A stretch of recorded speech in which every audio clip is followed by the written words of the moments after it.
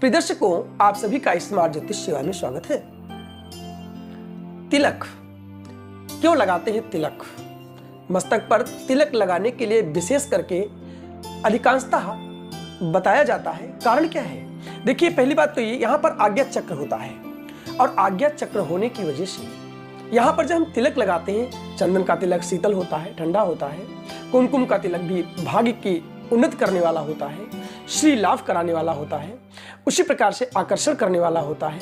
लाल चंदन का तिलक भी वशीभूत करने वाला होता है।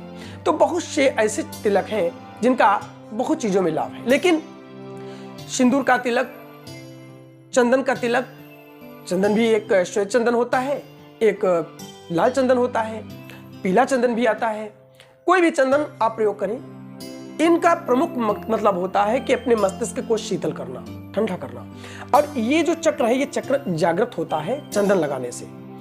अब ये है कि आप कोई प्रतिदिन लगा रहा है, ईश्वर का ध्यान लगातार यहाँ पर कर रहा है, तो उसे तो बहुत सारे अनुभव मिलते रहते हैं। लेकिन हम प्रमुख बात जो है उसे आपको बता रहे हैं, वो क्या है कि चंदन का तिलक मस्तिष्क को जहाँ शीतलता प्रदान करता है, वहीं आज्ञा चक्र को भी जागृत करता है।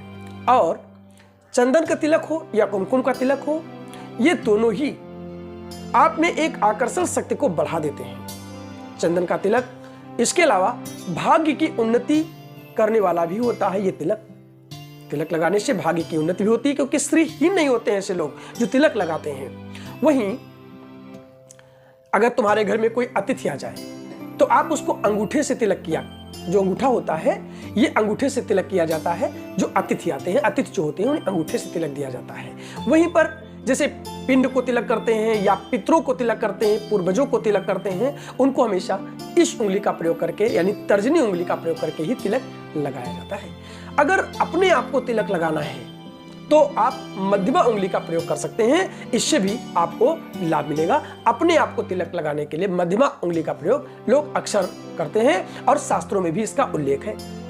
कुछ भ्रांतियां हैं, मैंने पहले ही बता दिया है, अलग अलग थोड़ी सी भ्रांतियां हैं, लेकिन जो बात हम बता रहे हैं ये भी किसी न किसी शास्त्र से लेकर ही आप तक पहुंचा रहे हैं। अब जो अनामिका उंगली होती है, यानी चौथी, इस उंगली का प्रयोग जो है हम अपने इष्ट को, अपने भगवान को जब भी हम तिलक करते हैं तो अनामिका उंगली से ही तिलक करना चाहिए। वहीं जो कनिष्ठिका उंगली है, सबसे छोटी उंगली, इसका प्रयोग हम किसी भी तिलक में नहीं करते हैं। इसका प्रयोग तिलक लगाने के लिए नहीं किया जाता है, निषेध है। तो अब समझ गए होंगे कि तिलक क्यों लगाते हैं, कौन से तिलक लगाने से क्या लाभ मिलता है, और कौन से तिलक से लाभ तो मिलता ही है। अगर हम साधक हैं, योग करते हैं, ध्यान करते हैं, भगवान की भक्ति करते हैं, हम भगवान के रास्ते पे बढ़ रहे हैं और आज्ञा चक्र पर प्रतिदिन चंदन का तिलक जो शीतल करने वाला है, अगर हम शुद्ध चंदन लगा रहे हैं तो ये निश्चित है कि हमारा आज्ञा चक्र जल्दी ही जागृत हो जाता है